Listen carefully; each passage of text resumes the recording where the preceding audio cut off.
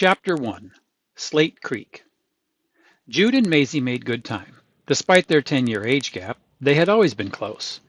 They seemed to have more in common, and they spent more time together than she and Callum did, especially during the 3 years Callum was at CME school. Compulsory monitored education. For a government program meant to help students, it sounded a lot like a jail sentence. In many ways, it was similar. Boarding halls, controlled movement, mandatory lessons, and limited contact with family. You are set up for success, they would boast. And it was certainly true. You would succeed, or you wouldn't leave until you did. Callum was stubborn. It took him 3 years to finally pass his exams and earn his release. Of course, Callum was always stubborn and never liked school.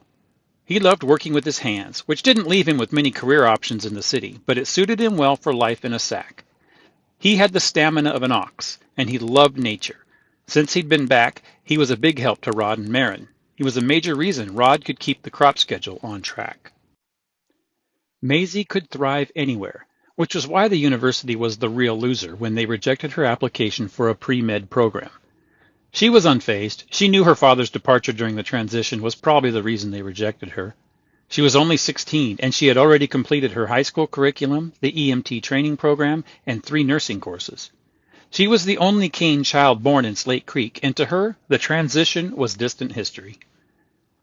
What were the old states that made up Cascadia again? She asked Jude, striking up a conversation to break up the long hike. The U.S. states of Washington, Oregon, Idaho, and the Canadian provinces of British Columbia and Alberta. Slate Creek is in the old British Columbia territory, he explained between breaths. Do you remember the transition? She asked.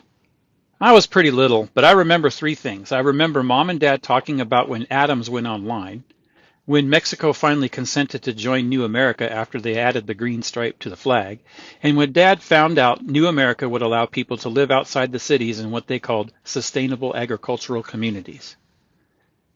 I've never been to a city, Maisy said. I don't remember much, and I'm sure a lot has changed since then. There's a reason Mom and Dad left. Dad says when Adams went online, the government lost its humanity, Maisy recalled. When a computer makes all the decisions, it's kind of hard to dispute that. American Data Analysis and Measurement Supercomputer.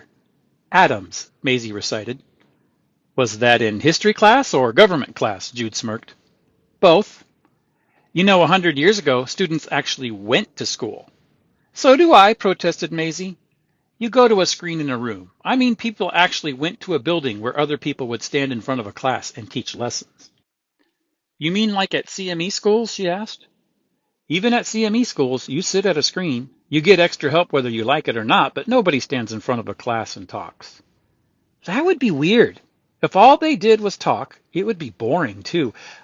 I like to see something, not just hear it. I guess you were born in the right century then. Lucky you, Jude said, winking at his sister. We're at the ridge. Let's see what went down. Pun intended, Jude said, trying to ease the tension. They hiked up the crest of the ridge and peered down into the grassy area below. A large black circle about 30 feet wide was staring back at them. The grass had been obliterated by something hot, and there was no sign of Callum, his pack, or any part of a drone.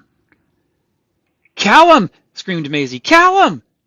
Jude put his hand on her arm. He's not here. They've already cleaned up. Here's a little insight. Callum is stubborn. I think that was pretty obvious. But what might not be quite as obvious is Callum is the middle child. Now, I don't want to read too much into birth order, but if you know anything about middle children, he kind of fits the bill. He definitely has trauma from his extraction from when he had to get pulled out of the farm and sent to compulsory monitored education, basically forced to boarding school.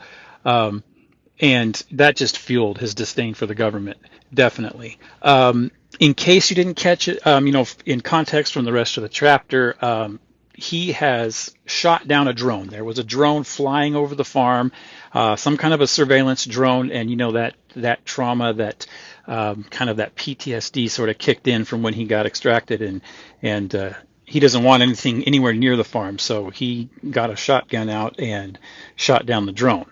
The problem is surveillance drone has cameras, and they likely got a good look at who it was. Their problem is they're not really sure what kind of a drone it was, because there's a big difference between shooting down a drone from the New America Defense Forces, which is the military, and the regional defense forces, which is more like they're kind of the descendants of the state police. And it's the difference between getting in trouble with the cops and getting in trouble with the military. So they do need to figure out what kind of a drone it is and where it came from, and that's going to be a big part of the journey coming up.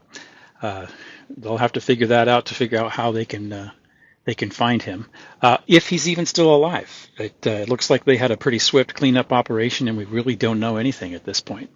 So stay tuned. Next chapter, we're going to hike out of Slate Creek, and we're going to see what life is like outside of the Sac, see what life is like in Cascadia, and after that, we'll eventually get into one of the cities and get a better look at New America. But anyway, I hope you're enjoying it, and I will see you in Chapter 2.